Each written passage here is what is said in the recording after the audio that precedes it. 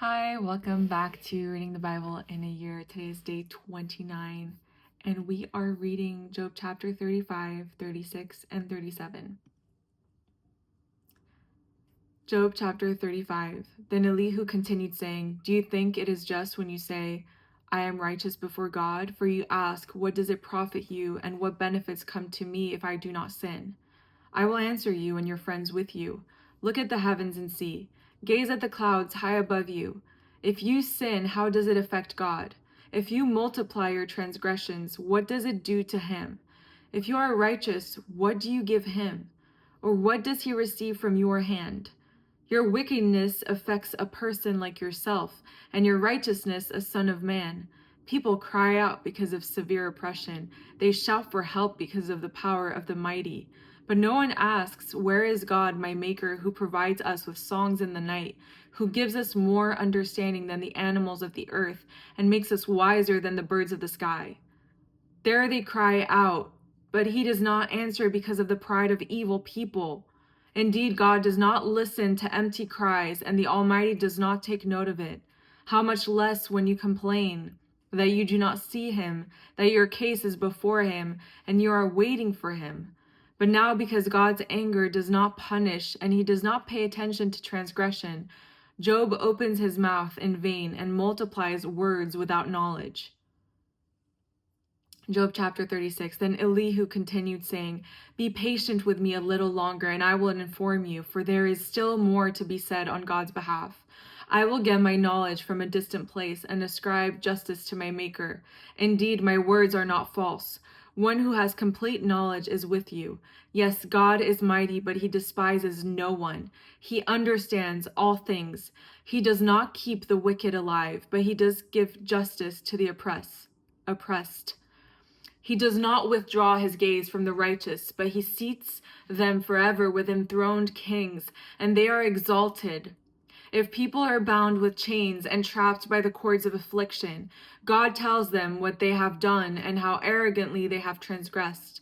He opens their ears to correction and tells them to repent from iniquity.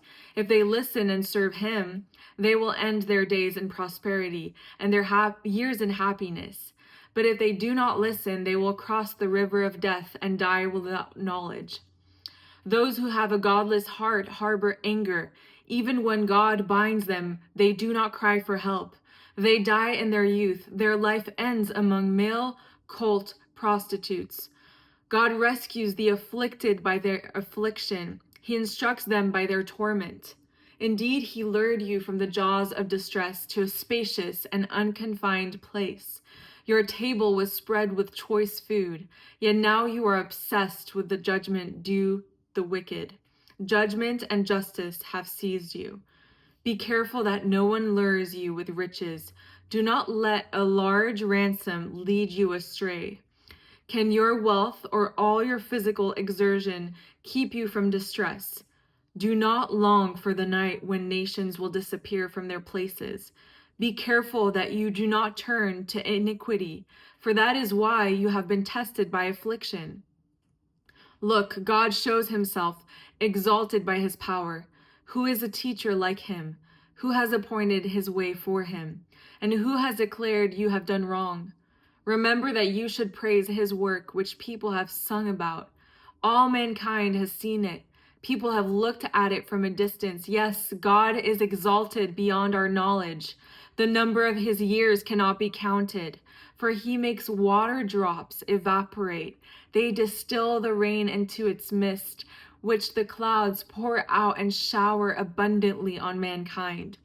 Can anyone understand how the clouds spread out and how the thunder roars from God's pavilion? See how he spreads his lightning around him and covers the depths of the sea? For he judges the nations with these. He gives food in abundance. He covers his hands with lightning and commands it to hit its mark. The thunder declares his presence, the cattle also, the approaching storm. Job chapter 37. My heart pounds at this and leaps from my chest. Just listen to his thunderous voice and the rumbling that comes from his mouth. Let it loose beneath the entire sky, his lightning to the ends of the earth. Then there comes a roaring sound. God thunders with his majestic voice. He does not restrain the lightning when his rumbling voice is heard. God thunders wondrously with his voice. He does great things that we cannot comprehend, for he says to the snow, fall to the earth, and the torrential rains, his mighty torrential rains, serve as his sign to all mankind, so that all men may know his work. The wild animals enter their lairs and stay in their dens. The windstorm comes from its chamber, and the cold from the driving north winds. Ice is formed by the breath of God, and watery expanses are frozen. He saturates clouds with moisture. He scatters his lightning through them. They swirl about, turning round and round at his direction, accomplishing everything he commands them, over the surface of the inhabited world. He causes this to happen for punishment for his land, for his faithful love. Listen to this, Job. Stop and consider God's wonders. Do you know how God directs his clouds or makes their lightning flash? Do you understand how the clouds float, those wonderful works of him who has perfect knowledge? You whose clothes get hot when the south wind brings calm to the land, can you help God spread out the skies as hard as a cast metal mirror? Teach us what we should say to him.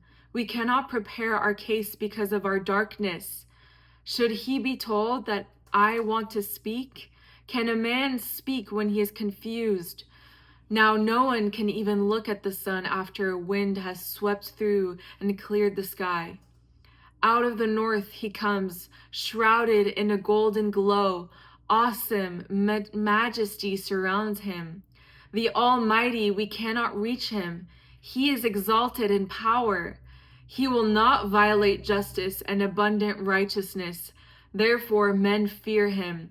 He does not look favorably on any who are wise in heart. And that was it, day 29.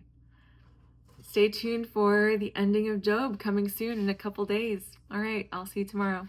Bye.